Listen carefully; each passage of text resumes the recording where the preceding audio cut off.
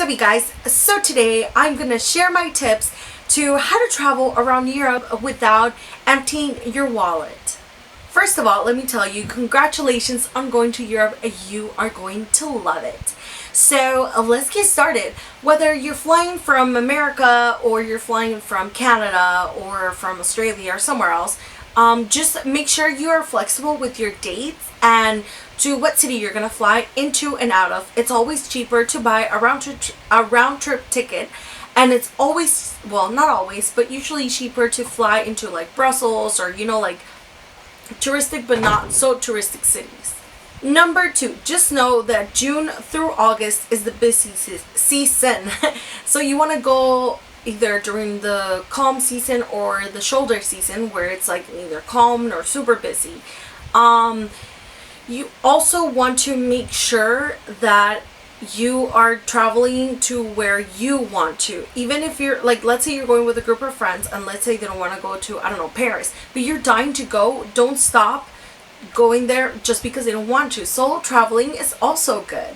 So you have your passport already, congratulations, but now you must decide where you're gonna go and if you need a visa to enter that country. So for example, there's the Schengen area, which is like Italy, Greece, Spain, Portugal, actually maybe not Portugal, I'm not sure, but I will list it down below so you can know which countries are Schengen area, and you can go in and out of those countries. Like if it was your house and your neighbor's house, well, probably you won't walk into your neighbor's house just like that, but anyways, you can just come in and out, and you don't need to have a visa or anything. But for example, there's other places where you would need a visa to go there, for example Russia, and if you don't have it, you can't go. It's a lengthy process, so it's like you want to make sure that you research which countries you need it for.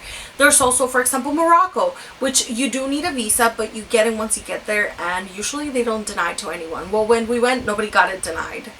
Also, make sure you always know where the embassy is, just in case you run into any trouble or you lost your passport. Also make sure you have copies of your passport just in case. So now let's go to packing. I strongly recommend a backpacking backpack.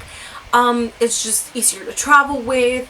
You will just do carry-on unless you stuff it like crazy and you're flying, then they might make you pay. I had to pay twice to keep my stuff fresh. I use the dryer sheet for getting to and from the countries.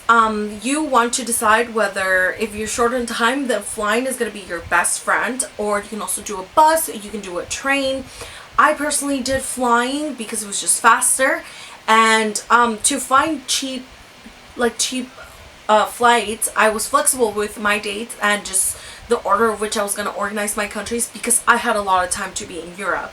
I used skyscanner.es, and that one, it's like kind of like the Expedia of ours, and it'll check Ryanair, EasyJet, Vueling, and a bunch of small Monarch, small airlines, and they will charge almost nothing for flights in between countries. You can also do train, where you get a URL pass, and if you're a student, or I think 25 and younger, you get a discounted price and stuff.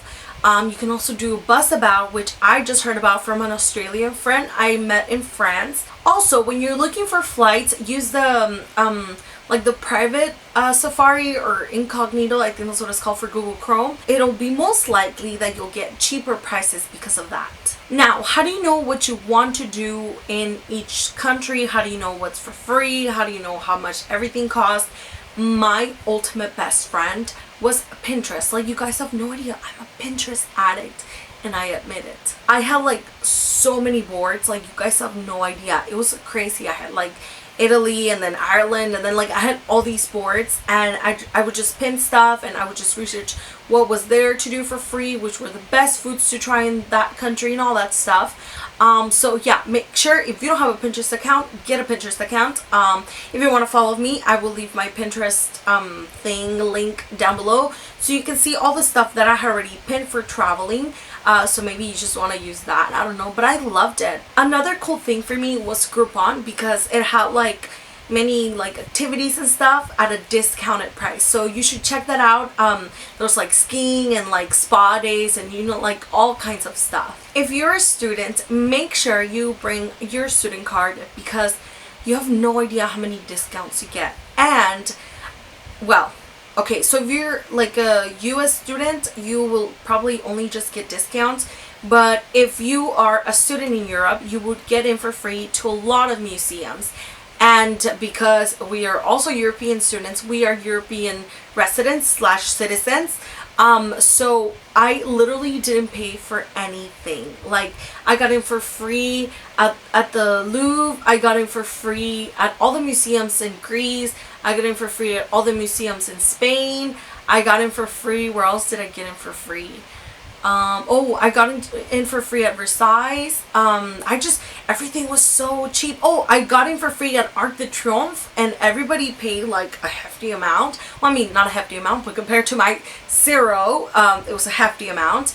So make sure you bring that along with. So Europe can be very expensive, but it can also be very inexpensive. If you stay in hostels, it's a very safe place. I've stayed in a lot of them.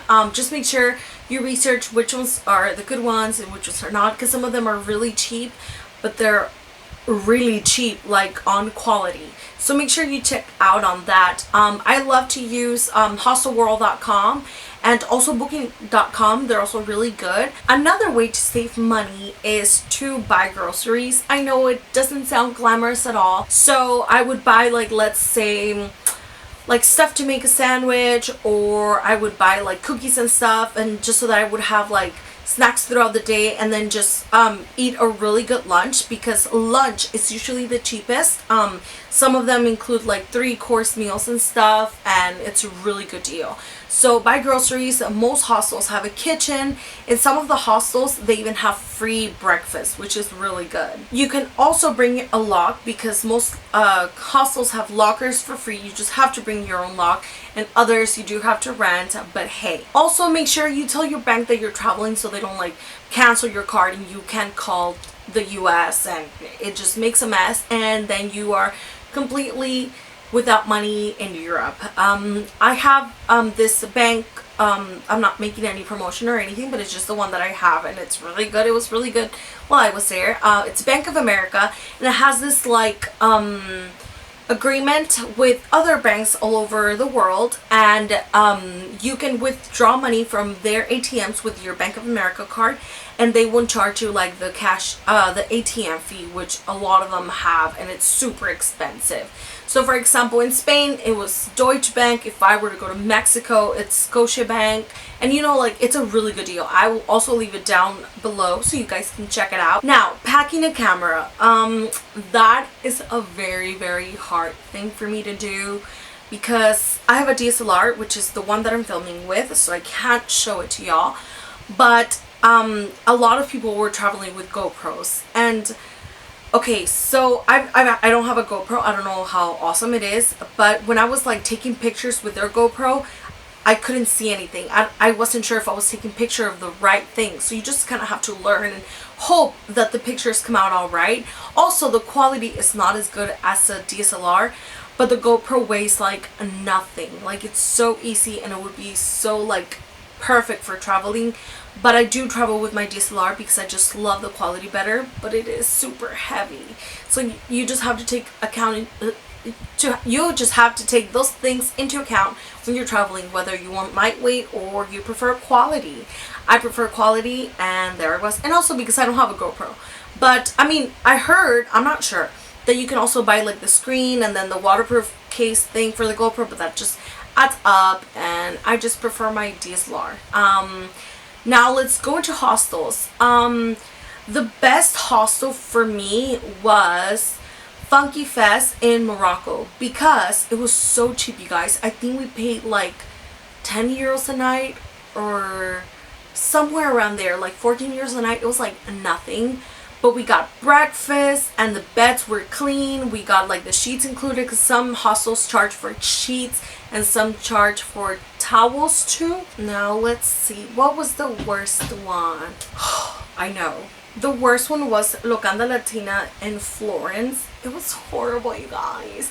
It was so bad. The guy there, like, he was really good. He knew about like all this stuff that he had to do and how close everything was, but it was just a really bad hostel. Not a lot of plug. How do I explain this? Like, the beds were bad. The linen on the bed had like little holes, like if rats had eaten it. I don't know. Oh, I don't even want to think about it. It was just not in a good place, and I'm just done with it.